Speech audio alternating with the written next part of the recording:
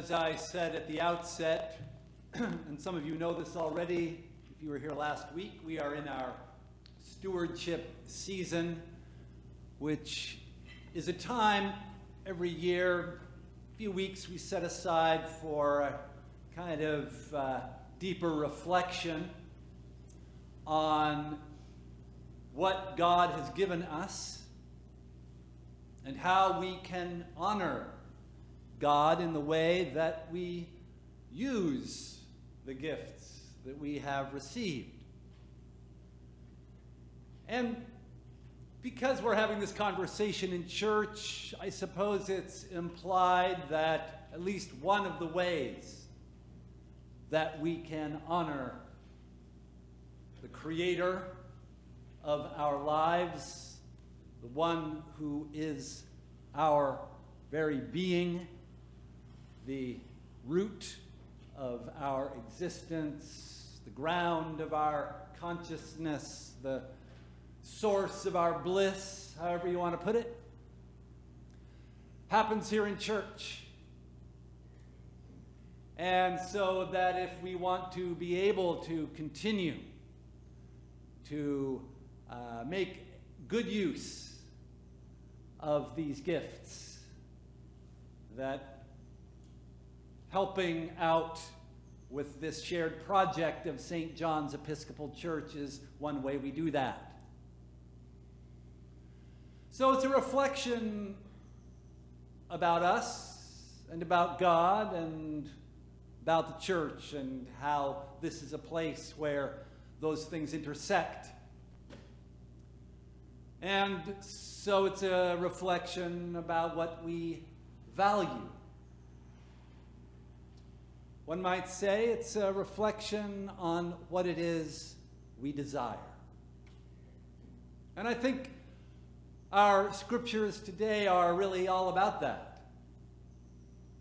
About teaching us what it is that is most desirable about human life. After all, James and John, the sons of Zebedee, begin our gospel lesson today by coming to Jesus and saying, "Teacher, please give us whatever it is we're about to ask you for. Write us a blank check, if you will." And it turns out that what they desire is to sit at his right hand and at his left in his glory, to share in his power and majesty, in that charismatic, wonder-working power that he has demonstrated so many times in the course of his ministry so far, and which they seem to assume is still about to climax in some greater display of demi-divine authority, some kind of restoration, perhaps, of the imperial greatness of Israel at its height when David and his son Solomon sat upon the throne.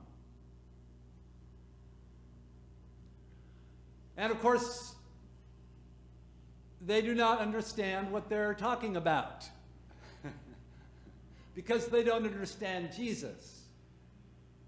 They don't understand what he desires, which is to be of service to God,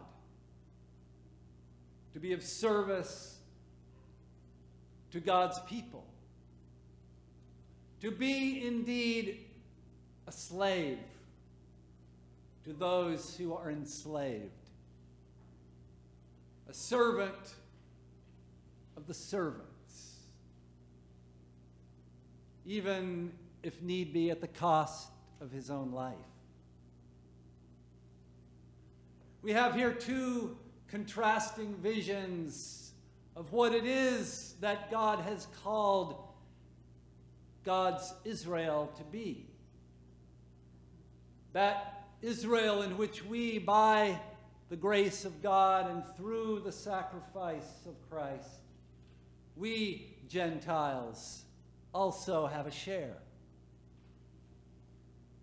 Is our highest aspiration to be part of a mighty, invincible, perhaps even eternal empire whose laws are ordained by God, whose rulers command the earth, whose might is unrivaled and unquestioned?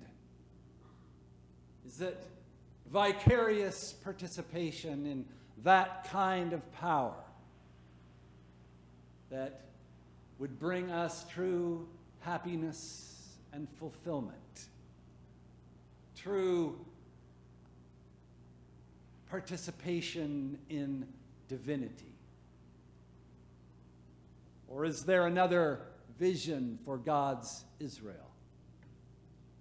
Perhaps something more akin to what the prophet wrote in the second part of the book of Isaiah about Israel as the suffering servant of God, meant to manifest to all the nations of the world God's mercy, God's compassion, God's identification with those in the world who are oppressed and abused and subjected to cruel and arbitrary human vanity, hubris, and power.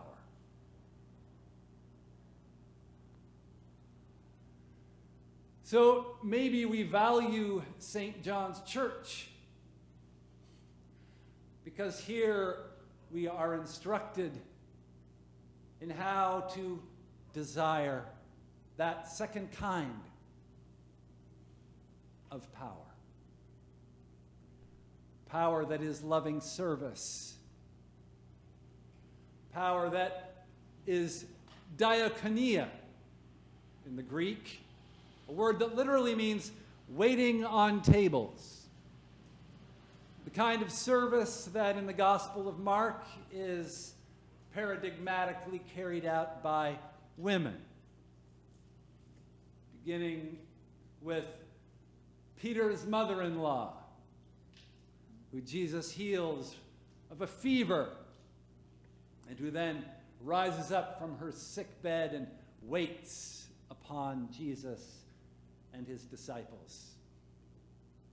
The kind of service that carries through all the way to the women who are the witnesses to Jesus' crucifixion, who it says stand at a distance when all the men have fled, witnessing Jesus' sufferings on the cross. Mary Magdalene and Mary, the wife of Joses, and Salome, and all these other women who followed Jesus from Galilee and served him. The same women who will be the first witnesses of his resurrection from the dead. Are they our teachers of what it is that we properly desire, of what it is truly to be of God, truly to be disposable to the one who created all things in wisdom, as the book of Job describes for us, who created not only the great heavens and the earth and the seas, who can summon up the lightning and the rain for which we pine and which we fervently hope we might get a bit of this afternoon, but who also planted knowledge and understanding in our own deepest inner hearts. The one whose wisdom provides food for the young of the raven.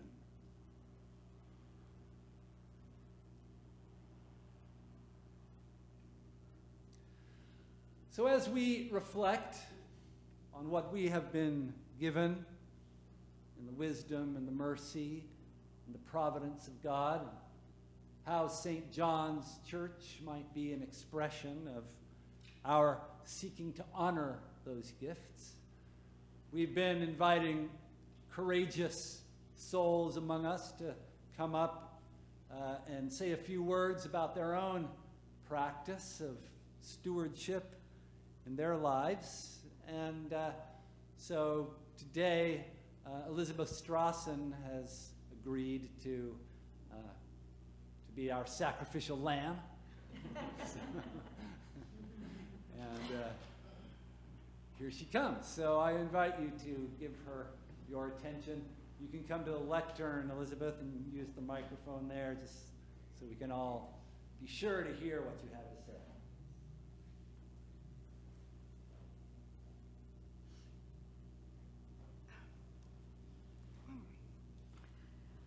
Greetings. I've actually never spoken from this lectern before, so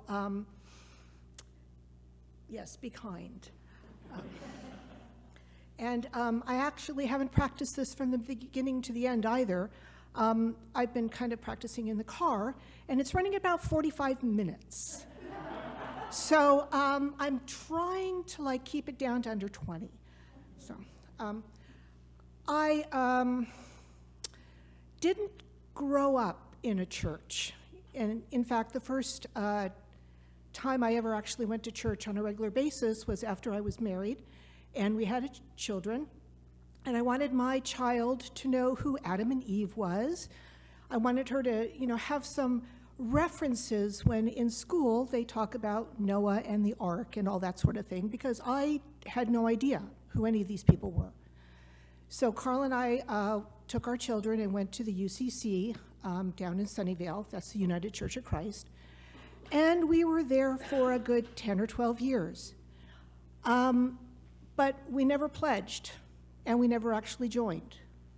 We attended pretty regularly. I taught Sunday school, but we never felt the need to actually become a member. And then we left for various reasons, and we started kind of being that Christmas Christian, the one that shows up at Christmas time, Christmas Eve, maybe Advent. And that lasted for a few years, 10 to 15. And we stumbled into going to a Catholic church regularly every week for about 15 months, every week, sometimes twice a week. And we also didn't join. Then we moved to Petaluma and started attending the Catholic church just up the street, and it is huge. I mean, if you've never been there, not only is the building huge, the attendance is huge. You could go for months and never meet anyone. And that just didn't suit us. So I walked by this building a couple times a week to go to the mail post office box to mail, because my office was downtown here. And I just loved the outside of this building. So I looked it up, and there was an 8 o'clock Rite One service, and I showed up one day. And I walked in, and there's this beautiful building, amazing music, some Father Daniel, who might have made me cry, but if he didn't, he probably made me cry at some other time, because I tended to cry a lot when I listened to sermons. And I came home and I said, Carl, you got to go. We got to go back. So I think the next week we went back at 8 o'clock. And when Father Daniel says at the end, if you're new, please, feel free to introduce yourself. It is not an obligation, but, an opportunity. Carl stood up and was like, what are you doing? You never do this. We go in the back, we slink in, we slink out. What are you doing? And that's it. We joined. We were here. And that was in November, October, November, about this time. And that was 5 years ago now. And the following year came along, and those pledge envelopes were put in the back, and we picked one up. And we filled it out, and we pledged. And that was the first time we ever actually committed to being part of a church. And the difference between going to a church for 10 years and never doing that, and coming here and doing it within a year, it makes you feel so much more a part of everything than so much in the atoms of what exists here. And so I've spent the past week trying to figure out why. Why did we choose to belong here? Why did we choose to pledge and commit our time and our energy here? And that's what I've been thinking about. And it came down to all these different analogies. And I think it because we wanted to commit. And we wanted to commit to something that's not just a building, it's not the choir, it's not Father Daniel, sorry, but a conglomeration of everything. It's you. It's the friends that we've met. And I was taken with Paul's letters to the Corinthians, I think, that says that a church is the body of Christ. And that's so true. You're making a commitment to the church. It's like a marriage. It's like you are committing a part of you to something. And you got to know, I look back on our church time. I had a couple of short-term relationships. We had a very long-term relationship that didn't work out. A whole bunch of one-night stands. And then we showed up here, and it was like love at first sight. And so we committed, and we committed to this place from which we get so much. And it's, once you commit, just like in a marriage, you want to do something for that relationship. You want to wash the dishes. You want to cook the dinner. You want to give the foot massages at night. And to me, that's the altar guild. That's putting the flowers on. That's helping in the church office. And you want to bring financial security to that relationship as well. And that's where the pledges come in. So to me, personally, giving to the church is not giving money to make the heating bill, to pay the heating bills. That's important, but that's not everything. It's not a, well, what did I do last year? I'm going to do it again. It's a truly, what can I do? What do I have that I can give to this place that has given me so much in return? And that's, I think, what we're going to think about, and we're going to write it down in that pledge. And I hope that that's helped you when you're also looking at your pledge for it.